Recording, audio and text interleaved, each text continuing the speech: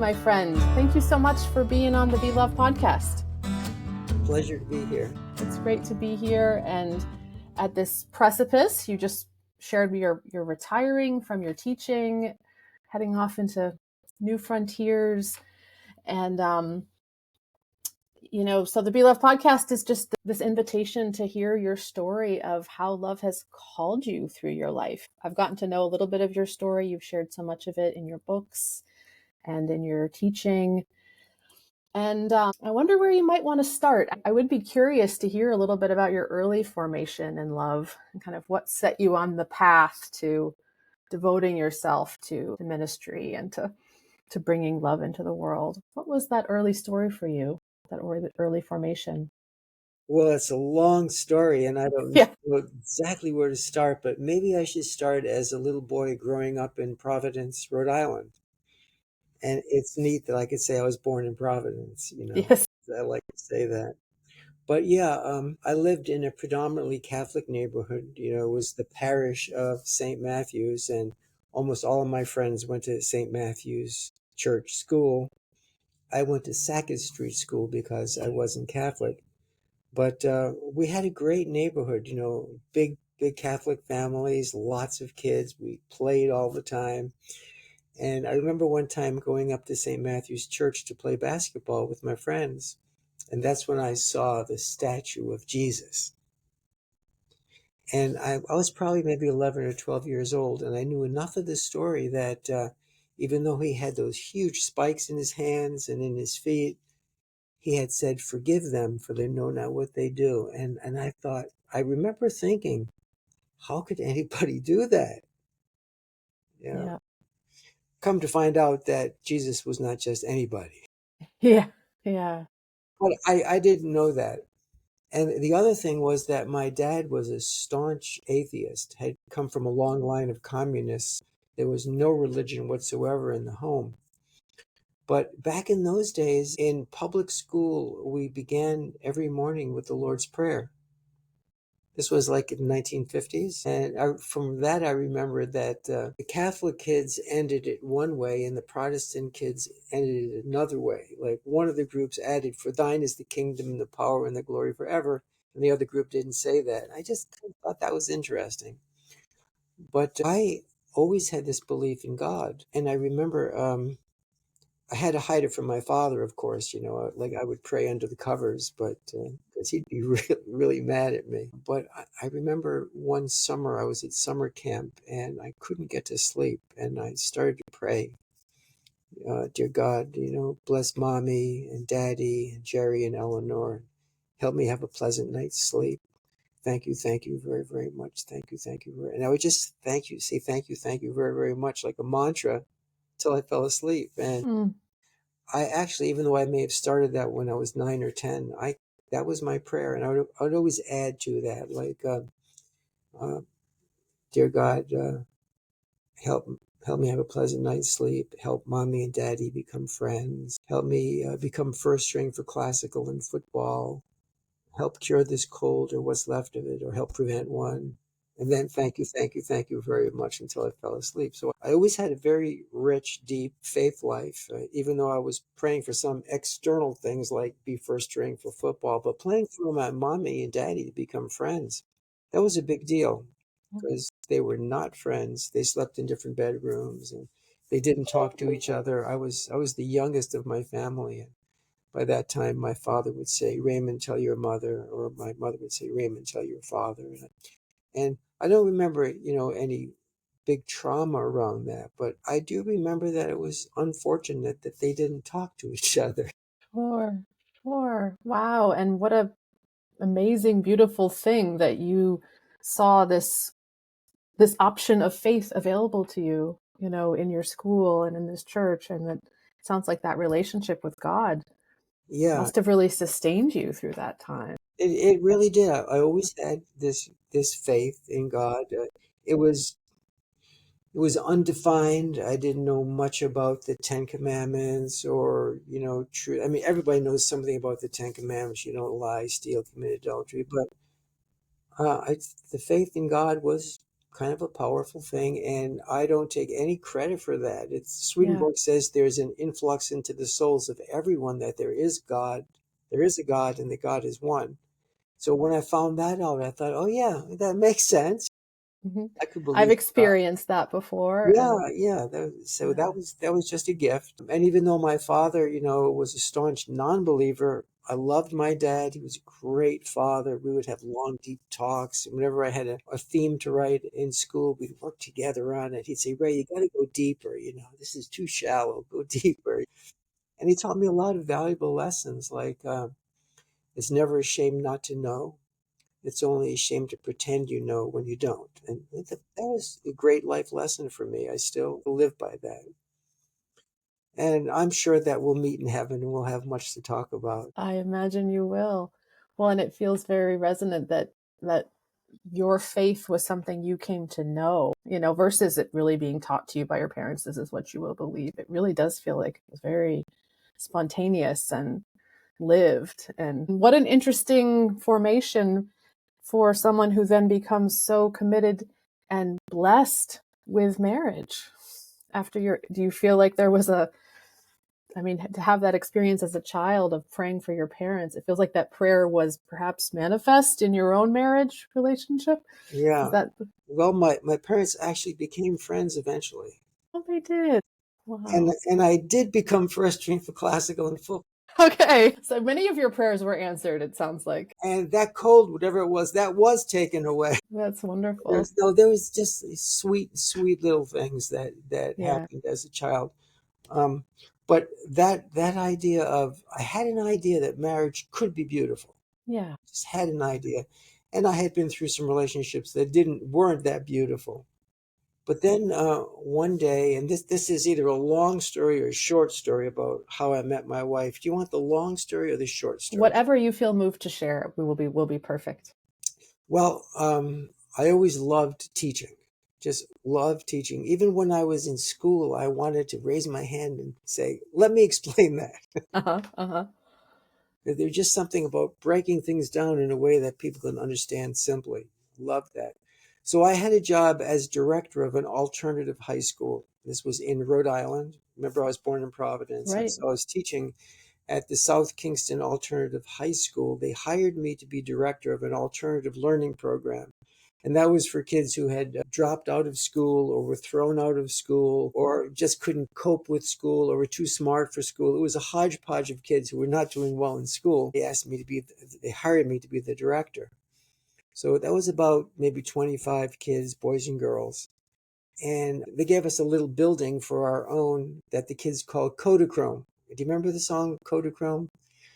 Paul Simon, when I think back on all the crap I learned in high school, it's a wonder I learned anything at all.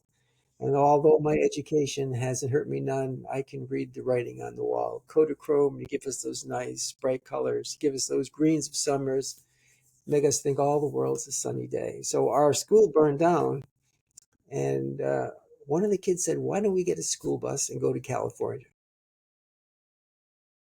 Okay.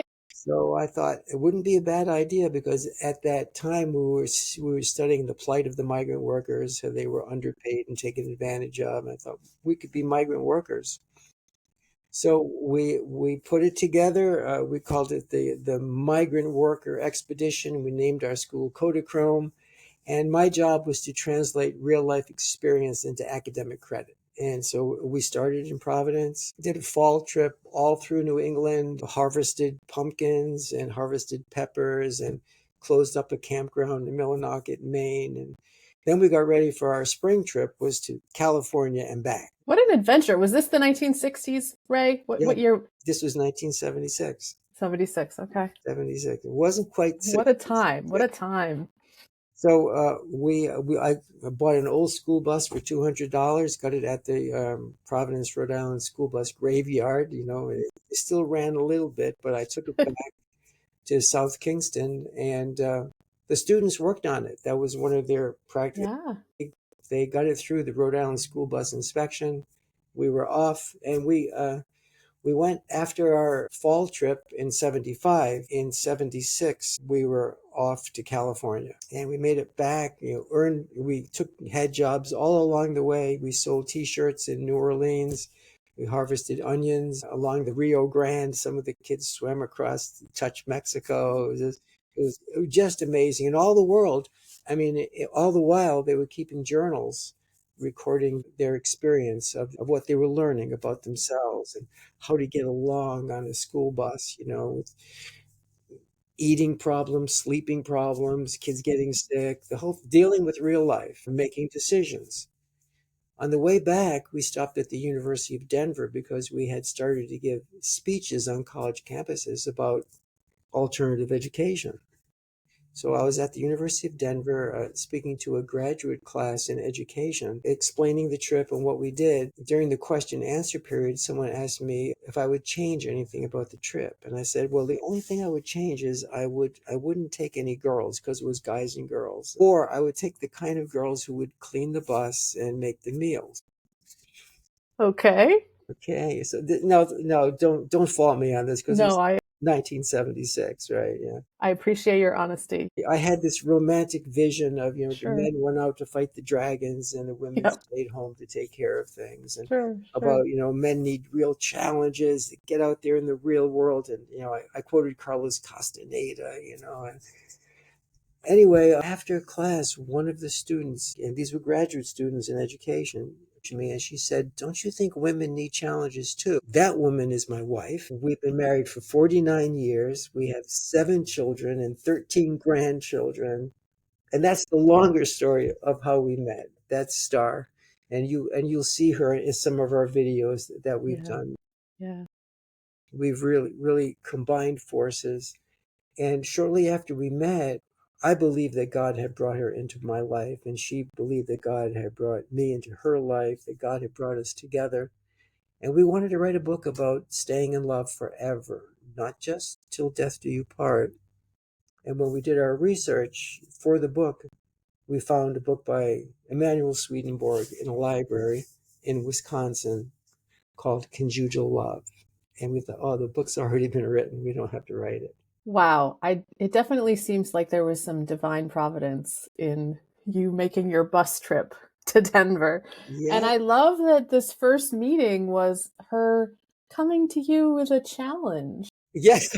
How has that how do you, I don't know. I mean, you've said a lot about marriage love in your books, but I wonder what you might want to share now about that, what you've learned from her, what she's learned from you, and maybe focusing on this question of love. How might you put it into words? I know Swedenborg wrote the book on it. You've lived it, but what might you want to say about what helps love to thrive and Well, how first that's of played out? all, I've told the story many times, but no one has ever picked up on the fact that she challenged me. Yeah, yeah. That's really good, Sage. I love that. I love it. I'm going to mention that to Star. Yeah. Yeah, she challenged me. And so my answer was, wow, I never thought of that. Hmm. I hadn't thought of that. Yeah, And in fact, Swedenborg has given me many things that I've never thought of. yeah, And I yeah. love, well, even like you just saying this, I had never thought of that idea of, oh, yeah, that was a challenge. So what was your question?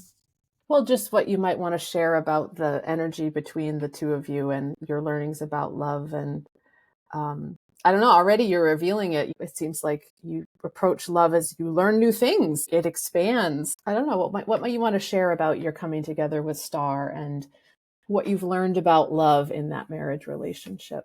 Well, I've learned that Star has a perception from the Lord that I can't possibly have. And she has so blessed my life by giving me another pair of eyes to look at life. And I see it way more fully than I could have ever seen it. Just for example, in raising the kids, raising the children. She could see things that I didn't see. And I think there's something about feminine intuition. There's something that the Lord gives women that men just don't have. But if they can appreciate their wives and be influenced by their wives, it can change their lives. I think it's really important. There's an expansion when we come together with another person, our awareness of what's possible can grow. Right. Yeah. Um, And I think it works that way with me and Star too. I have a particular way of receiving the Lord that she mhm, doesn't.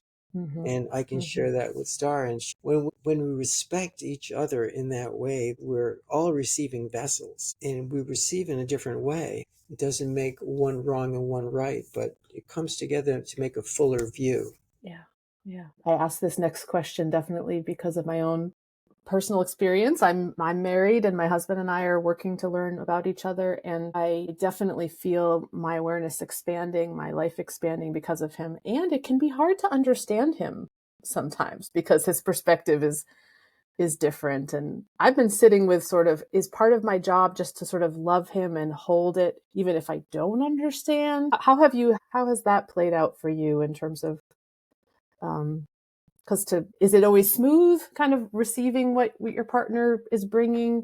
What helps you to kind of understand and appreciate their different perspectives? I think my wife tends to lead with love because that's her basic fundamental nature. And I tend to be more a little holding back and don't be so giving to everyone and you're going to burn out, take it easy. So I'm a little more distant in terms of maybe a truth focus.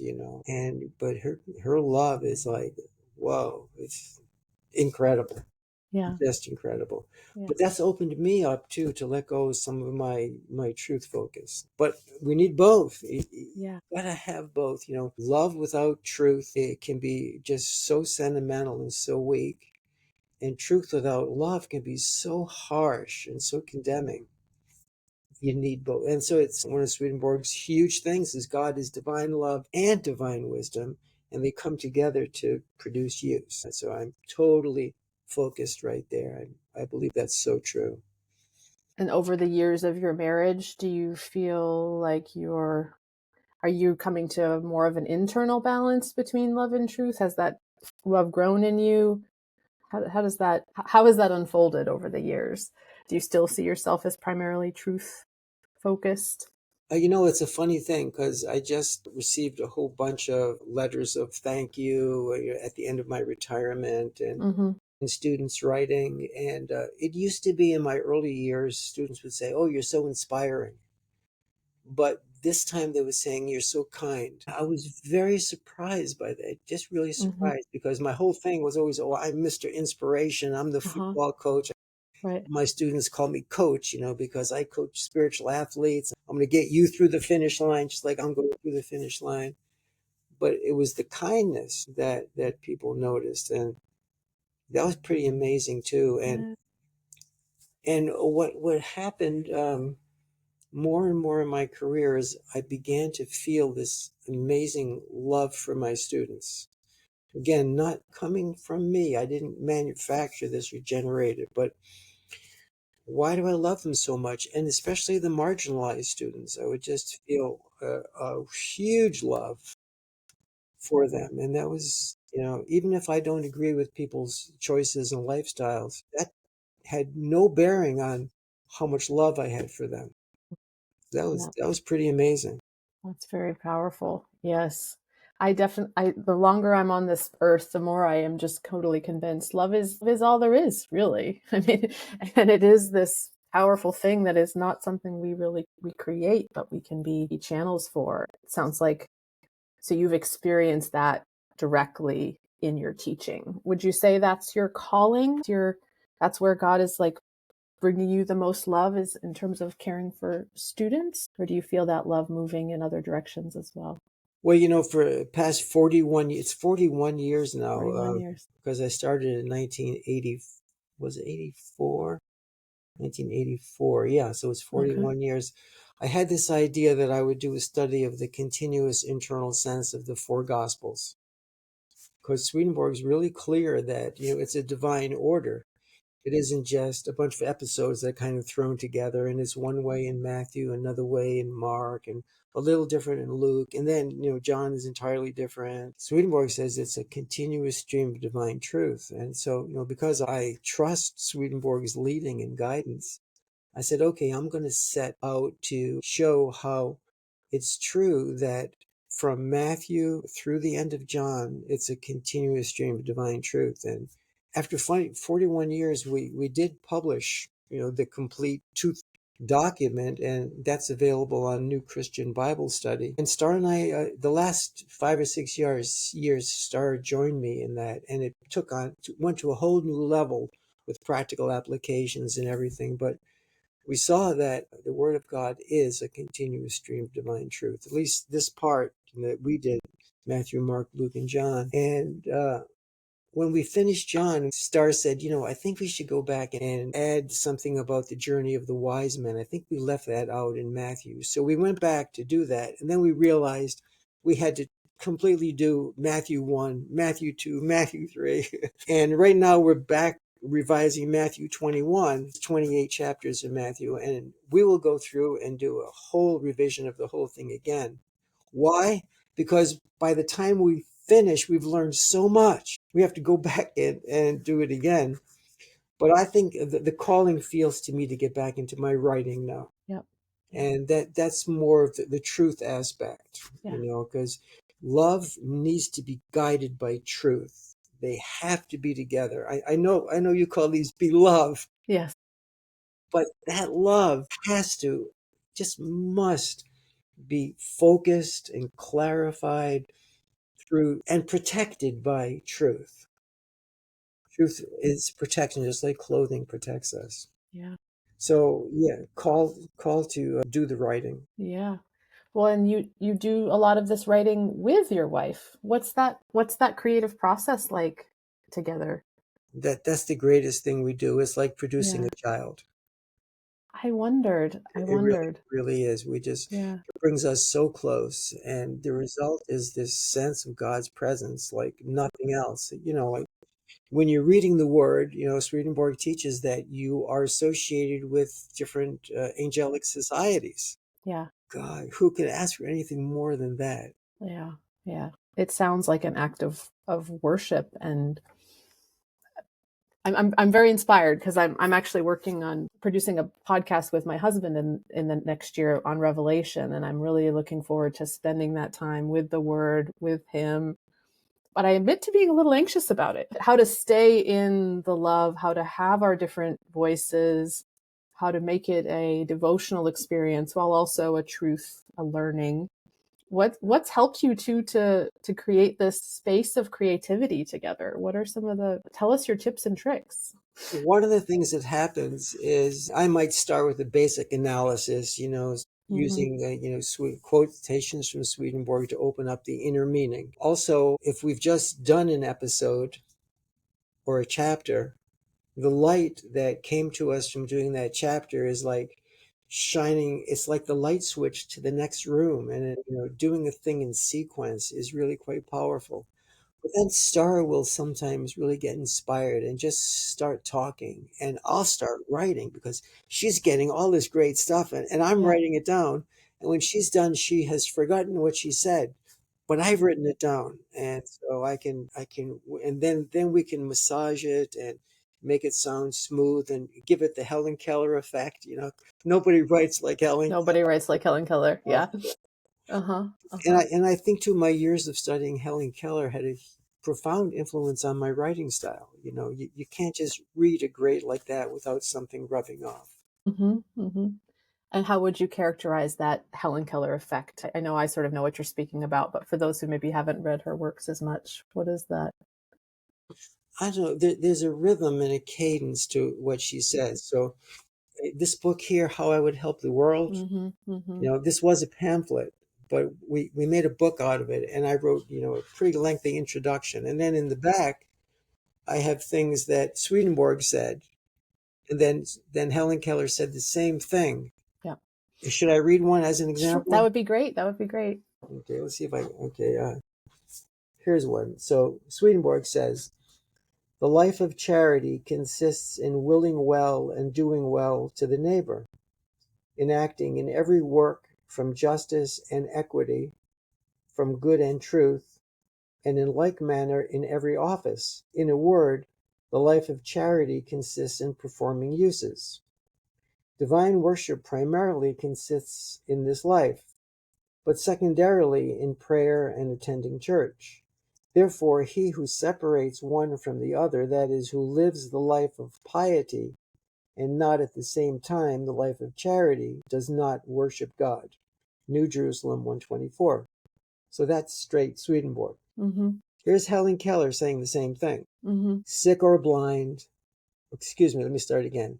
Sick or well, blind or seeing, bound or free, we are here for a purpose. And however we are situated, we please God better with useful deeds than with many prayers or pious resignation. The temple or church is empty unless the good of life fills it. It is not the stone walls that make it small or large, but the brave soul's light shining around and in it. The altar is holy only when it represents the altar of our heart, upon which we offer the only sacrifices ever commanded, the love that is stronger than hate, and the faith that overcomes doubt. Ba ba ba. I always hear these trumpets going off when Helen Keller speaks. Did you feel that too? Yes, you can feel it. Yes. So Yeah. that's what I mean by the Helen Keller effect. The same essential truth is there, but she clothes it in this grandeur. Yeah. It's embodied. It becomes almost as an image in your mind versus just a kind of a logical sequence. Yeah, yeah. Yes. And maybe it's a fusing of the love and the wisdom. I mean, I know Swedenborg certainly had love in him too. And maybe it's just a part of his writing in Latin, just a different time. But she really brings all of that so much to life.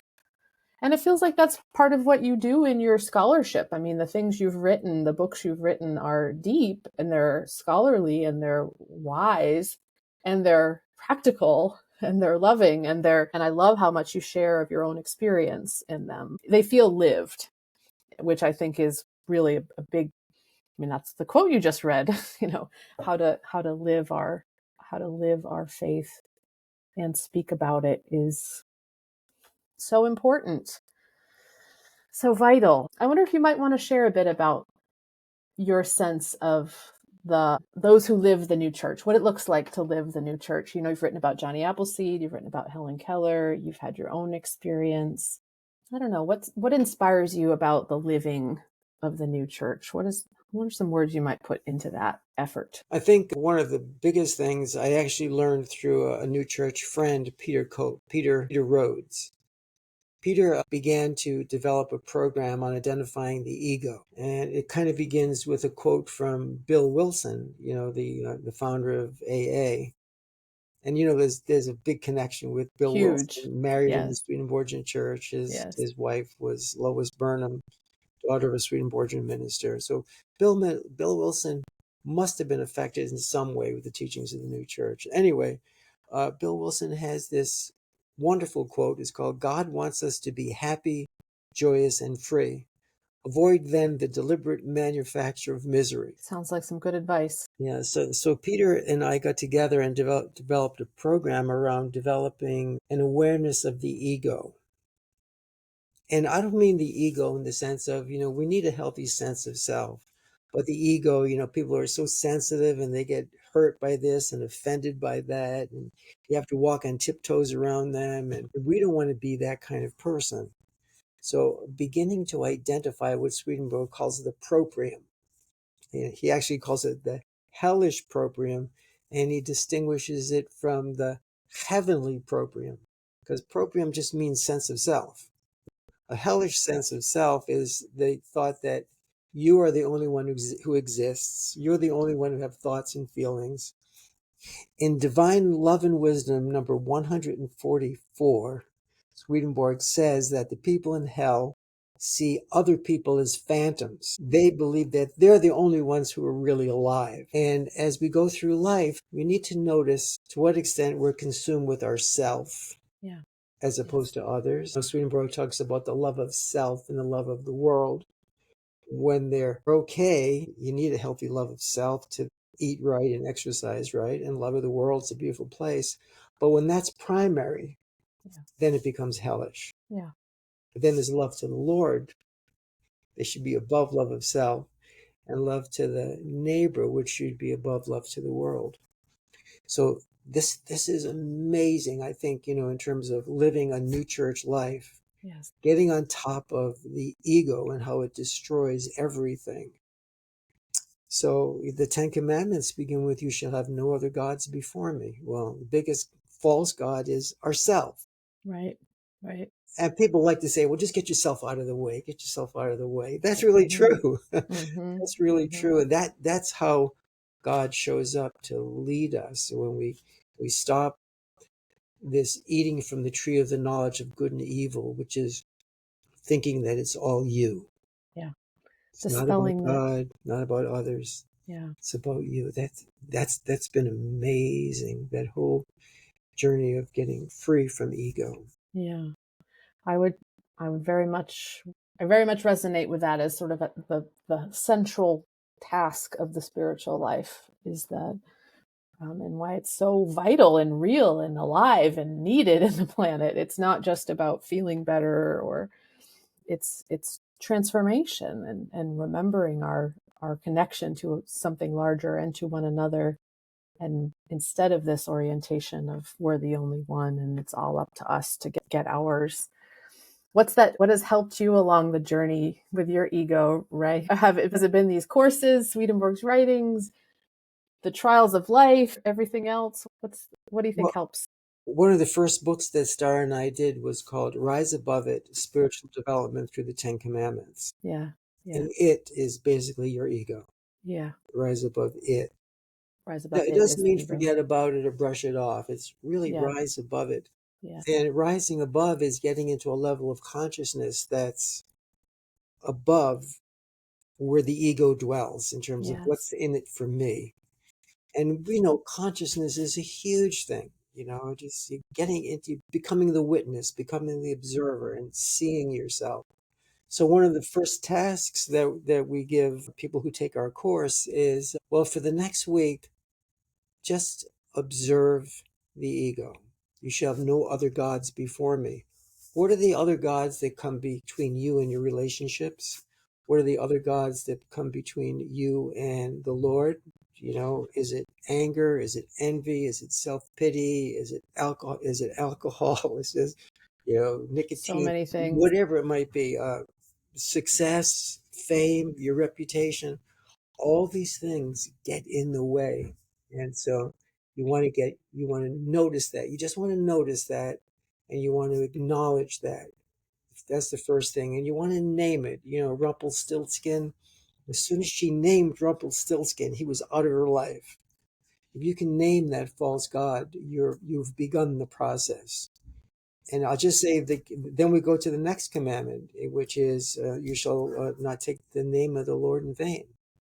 And we know from the new church that a name represents a person's whole characteristic quality. Like you're sage, you're a wise woman, that's a name. Names are really important. Star and I like the fact that our names are Ray and Star, because Yeah, a Ray's nothing without a star. right, right. But Yeah, and especially biblically, names mean a lot. Like Jesus, refers to the loving aspect of God, and Christ refers to the wisdom aspect of God. And together, you've got love and wisdom in the name Jesus Christ. So we say, don't take the name of the Lord in vain. All these qualities are available to us all the time. Love, wisdom, understanding, compassion, courage, faith. So we can pray for these qualities and ask them to come into our lives. And then we notice, again, this is a Swedenborgian thing, that the series of the Lord's Prayer is the same as the series of the Ten Commandments. The Lord's Prayer, Our Father who art in heaven. Ten Commandments, you shall have no other gods before me. Lord's Prayer, hallowed be thy name. Ten Commandments, you shall not take the name of the Lord in vain. My goodness, this is the same thing. And then if you go through the commandments, they are totally parallel, except in the Ten Commandments, they're expressed in the negative. In the Lord's Prayer, they're expressed in the positive. there is a rhythm and a sequence to truth that is Yeah. revealed in all of these different places in the Bible, the story as a whole, in these prayers. It's very kind of gives me goosebumps sometimes. Yeah. to feel into it. And I'm moved by all the programs you've created that give people space to reflect on these truths in their own lives and then speak their own experience to each other. Have you taken part in a lot of kind of group spaces where you've walked through? It seems like the experience of being with others, like you said with Rumpelstiltskin, and naming it out loud to be witness to another, Yeah, yeah. is Well, a doing it in a group is so important, and yeah, people yeah, sharing with one another and supporting one another on their journey. I mean, that's what yeah, church is supposed to be. yeah, I think Helen Keller once said, how I long to be among others who could support me in living as I truly believe. yes, Wow. And then when people share their stories, they get close. They just get closer together. It's a wonderful thing. And so, like that Ten Commandments course, people would come back like after praying for a week for the Lord's qualities to come into their life. We give them little post-it notes to put around their house, uh-huh, put it on the door, pray for peace or pray for patience or pray for understanding.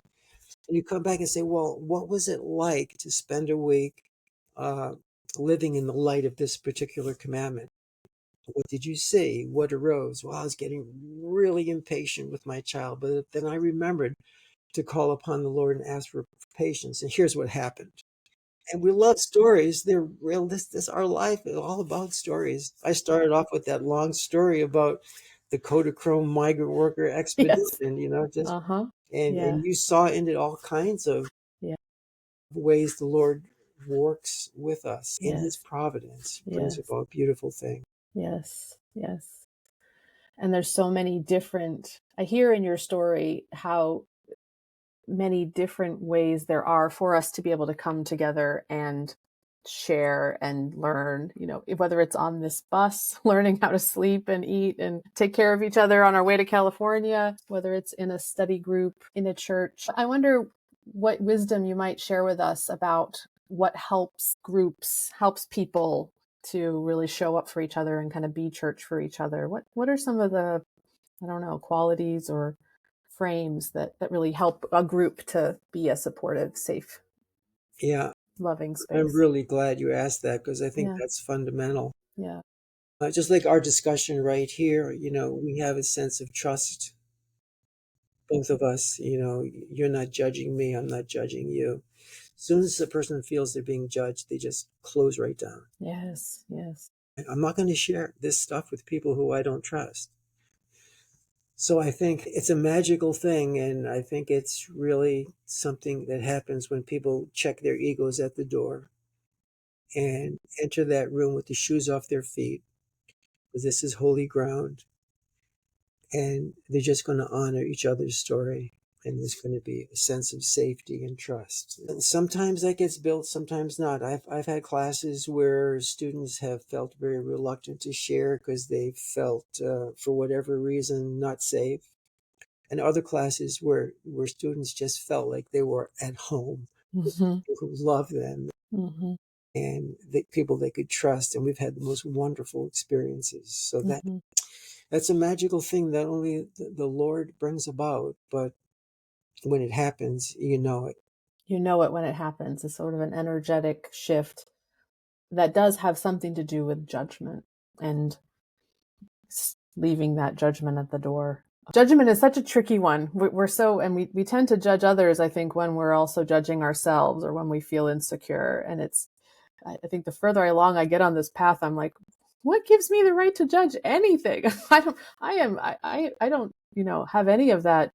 I just see the limitations of it, but I also see the temptation to it. So there's no magic pill. There's no magic recipe for eradicating judgment, just sort of a naming of it. And sounds like your own ability to just be present and loving kind of has a ripple effect on how others show up. And Yeah. sometimes it works and sometimes it doesn't. I think if you maintain awareness, because we're never going to lose it, it's always going to be there. Yeah. But Yeah. if you can see it coming in, they say, oh, Yeah. this is called judgment.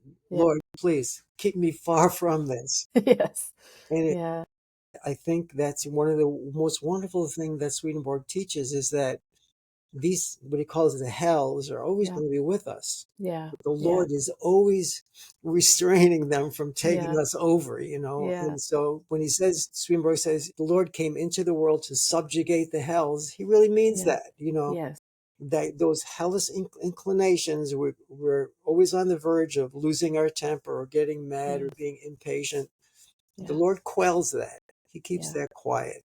Yeah. He calls Yeah. it quiescence. And then we can get on with truly loving without judging, truly being present without wondering about what kind of impression we're making. Even in an interview like this, stage, you can be Yeah. you and I can be Yeah. me. Yeah. Yeah. So vital, and I resonate with, and it's so beautiful when it happens. It's those moments I've experienced in my life of having that feeling of home and freedom. That's why I'm a minister today, was having that experience with others and wanting to live it more and more. And I'm very saddened when it when it doesn't show up, Yeah, yeah. because it feels like such a wasted opportunity.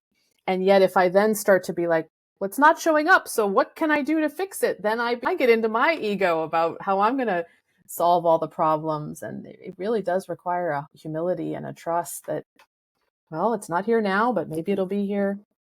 Maybe it'll be here next time. Yeah. I wonder, I don't know, I'm very moved by your story of the bus.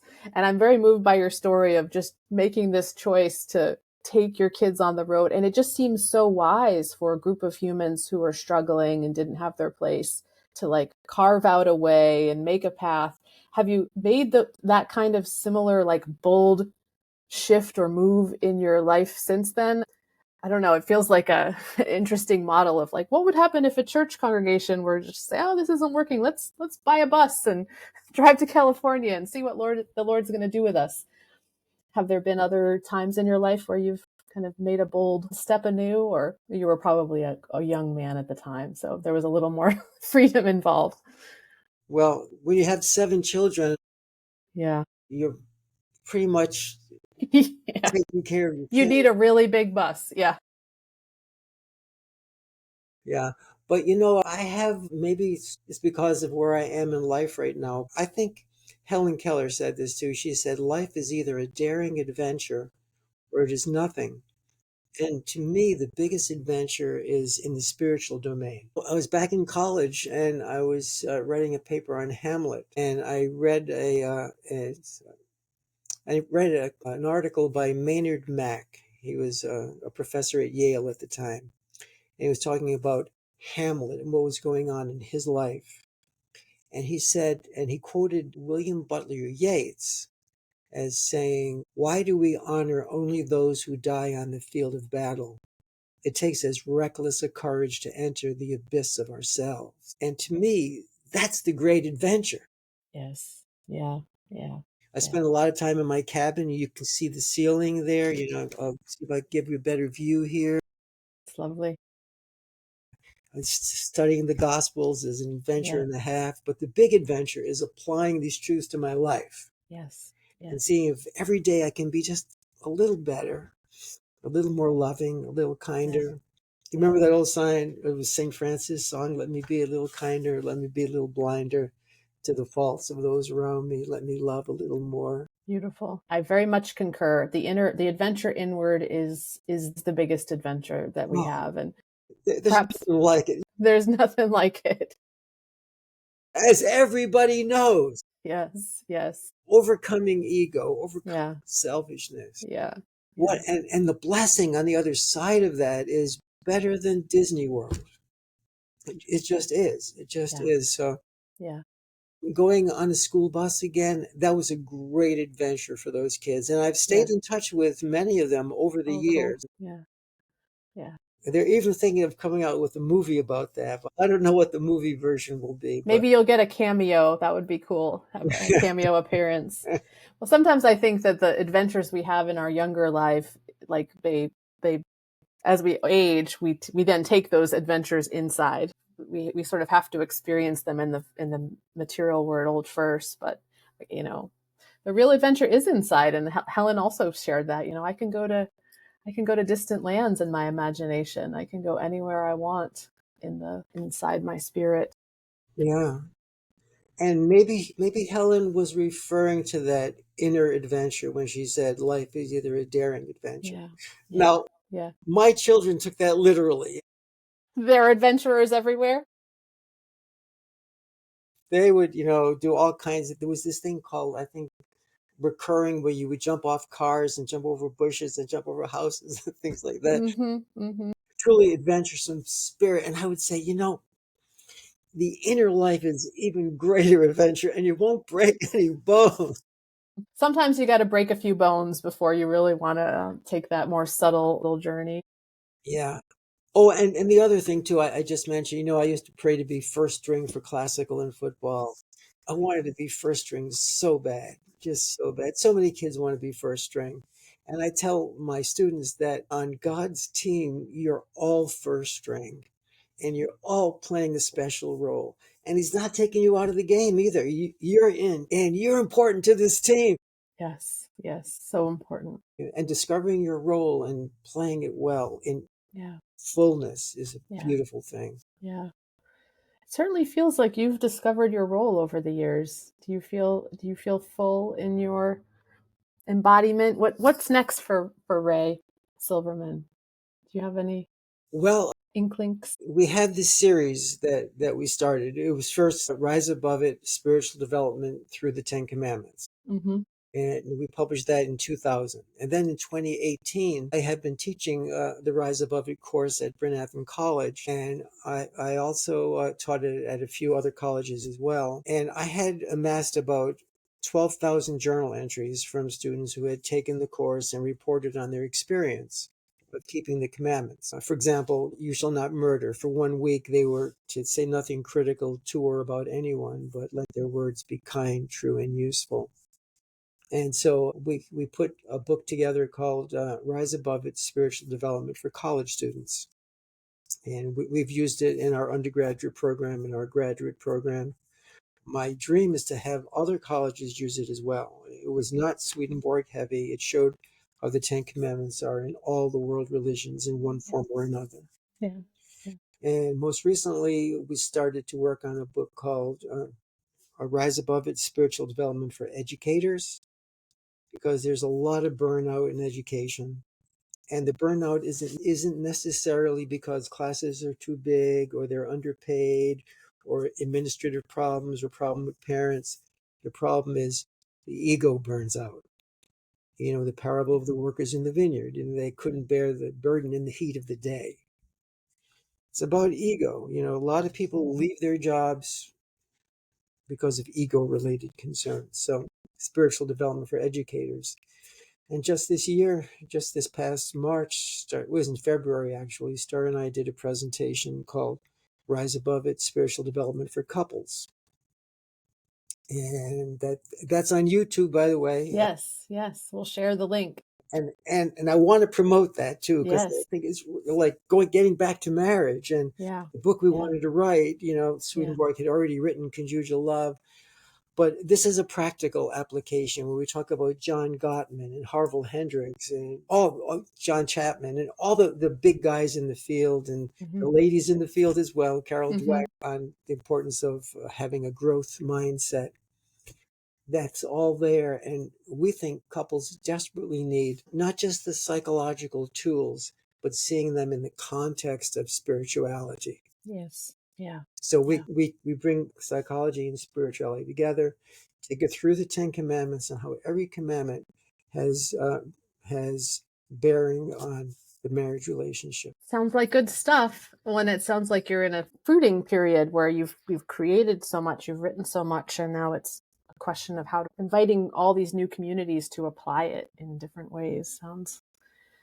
Sounds very fruitful on the Yeah. journey. Well, thank you so much for your time today, Ray. I wonder if you have any final comments on the work of love, any final advice or insights. I just think when we get our egos out of the way, Yeah. especially in our relationships, God Yes. can work wonders. On the dashboard of my car, I wrote something down, and this was actually a quote from my friend Peter Rhodes. What can I change in my thoughts, attitudes, and behaviors to make my wife's experience of being with me a little better? I might write that down and give it to my husband. It's beautiful. And I love your reminder of the psychology, but then grounded in the spirituality and remembering that love is this powerful energy that is being given to us. We don't have to make it. We don't have to, and nobody is without it. And I do feel like that is where the spiritual dimension is so important for people to hold, to trust that they have that in them. And they're not just these little egos out there on their own, battling it out. And I think the world needs that message. So thank you for your efforts in Well, let me just say what bringing that it into brings to being. mind. Yeah. I love it when you said we don't have to manufacture this. Yes. It's available to us. And so when the prodigal son came home and the father threw a feast for him and the elder son was jealous, the father turned to the elder son and said, "Son, I am always with you. All that I have is yours." It's always available to us. It's always there all the time. Thanks be to God. All right. Well, thank you, Ray. I look forward to all that's unfolding in your life. Thanks for your time. My pleasure. Have a great day, Sage. You too. And I love it when we both are in